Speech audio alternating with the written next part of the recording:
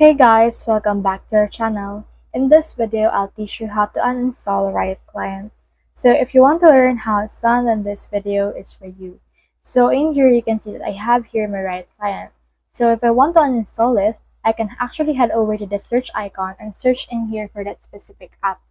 Now you can see that I have here my Riot Client, and from in there, you can see this uninstall button.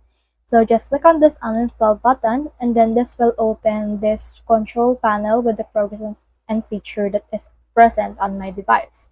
So you can see in here the Riot Client, so just double click on it, and then this will open the uninstall package from the Riot Client, so just click on yes, and then in here you can see that you should be able to uninstall it.